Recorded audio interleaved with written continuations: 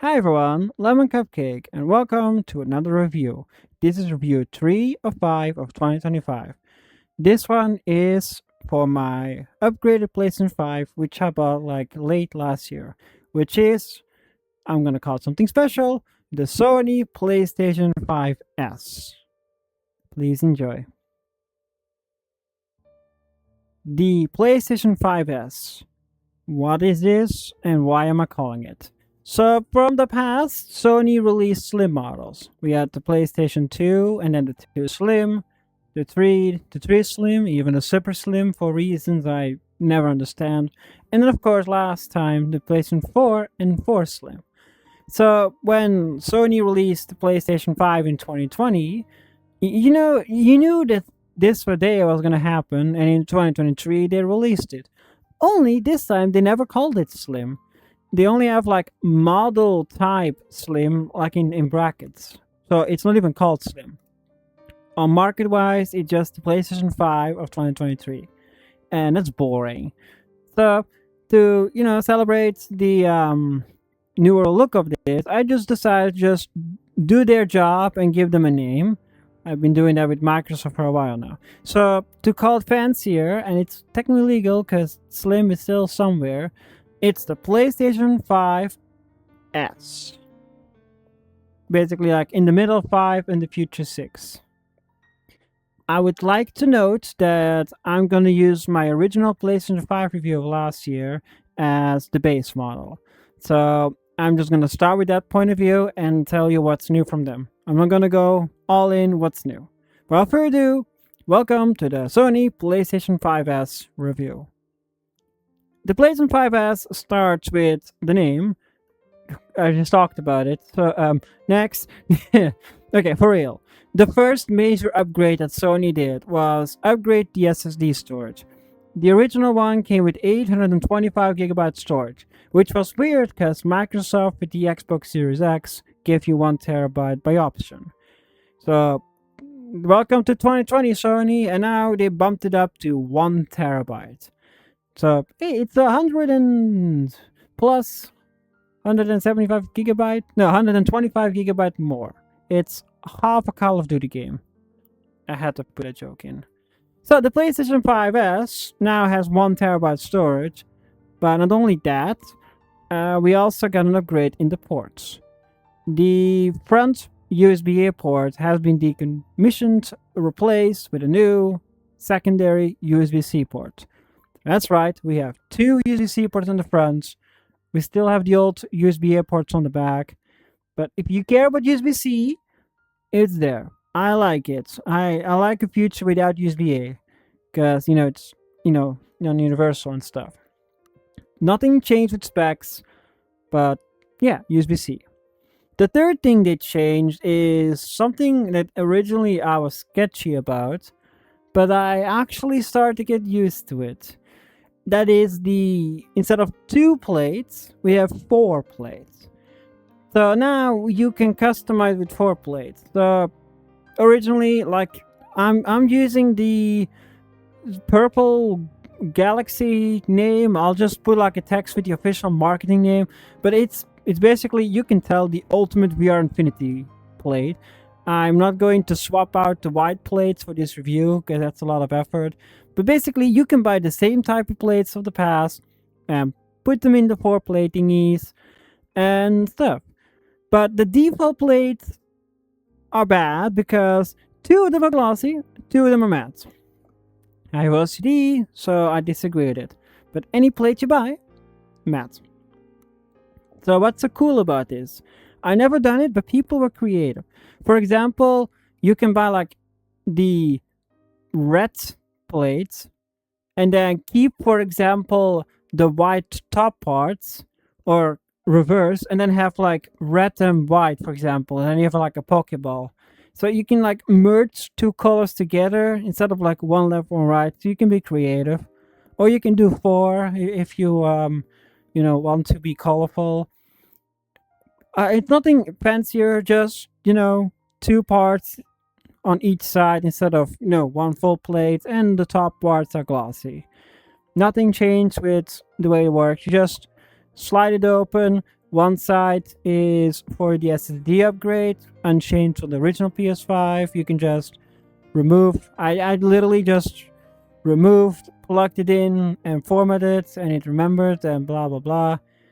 But yeah, third point is the other side of the plate, which is brand new, the removable disk drive. So if you bought the original PlayStation 5, for example, the digital model, and later on like, or even though I care about digital games, I wish I had a Blu-ray player to watch my movies on. I have to buy a new PlayStation. Well, not anymore.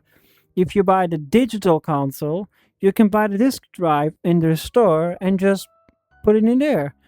And if you buy the disc version, as I did, you can in the future just take it off, and there we go. Nothing ever happened. Nothing to see here. It is with a small fee. So the digital model now is only a $50 change from the disc drive. It used to be $100. So if you technically buy the digital console and then you buy like the disc drive, which is like 60, $70, it costs more than just buying the one with disc. So in my opinion, just buy the console, you are 100% settled on. I had a plan, like I still have my physical media from the PS5, but I'm slowly going digital. So I bought the disc drive, and when the time is right, mid the PS5 era, so I think 2026 or something, I'm just removing the disc drive, and bam, pretty cool. Yeah. One small thing that they did with the PS5s, which is bad, the stand is no longer included in the box, the vertical one, so you need to spend money on it. But the vertical stand is much better than that flimsy, plastic, unstable thing that the PS5 had. And cool enough, there's an adapter in it, so if you have a PS5 but don't want to buy the slim, but still want the cool stand, just $30 in the store, and bam, you have an upgraded stand. For the horizontal way, we have little toothpicks. I use something creative. It's hard to do on B-roll because I'm outside doing this, but technically, I have like cables from the front, and I put them in the two sticks because they have like little holes, and I just use them as glorified cable management clips. Why? Because I didn't want to use them. Originally, I was going to keep them in the box, but while I was setting stuff up, I'm like, actually, that would be cool for like cable management, and yeah. But just be aware, stand sold separately, and the horizontal stand is just sticks. So very cheap on Sony.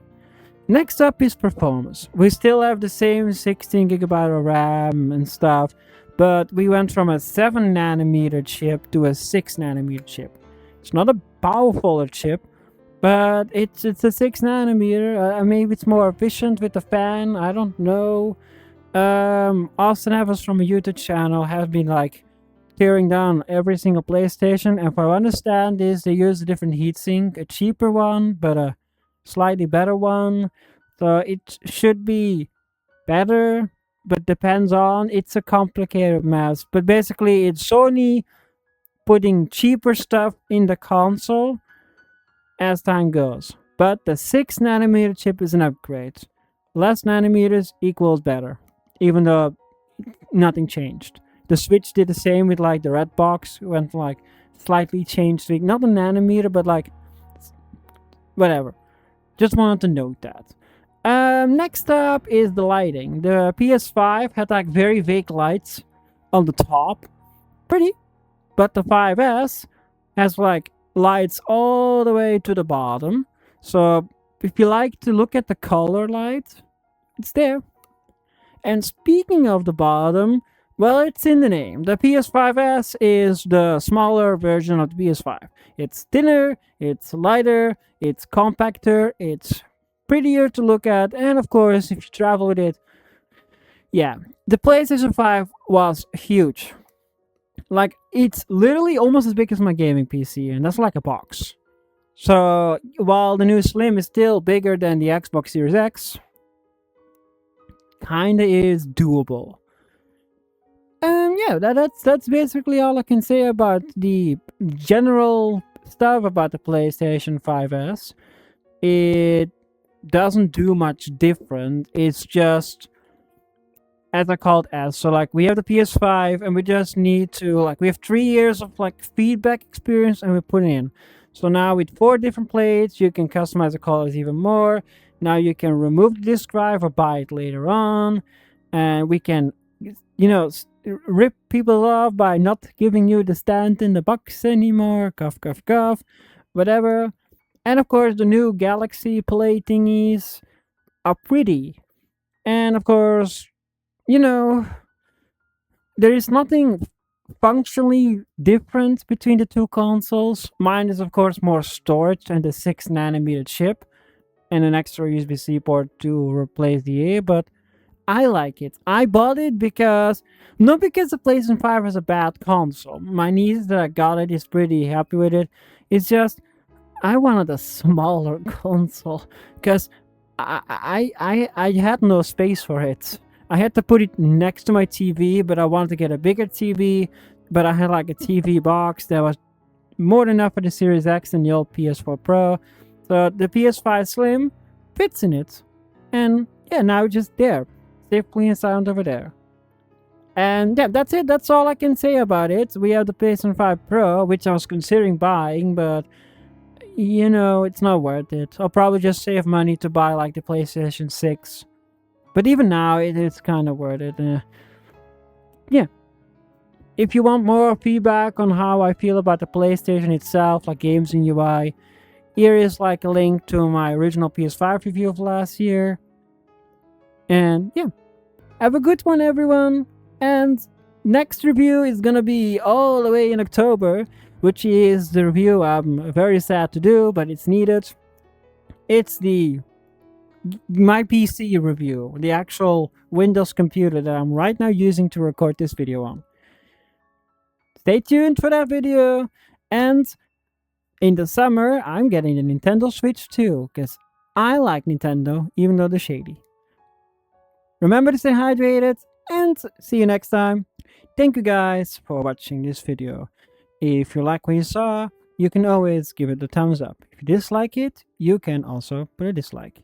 If you want to be part of the conversation and discuss with me about the topic, you can comment below what you thought about it. Also, I want to thank my server boosters and the coffee supporters for helping me run VRInfinity with you guys. Thank you very much and have a good one. See you next video.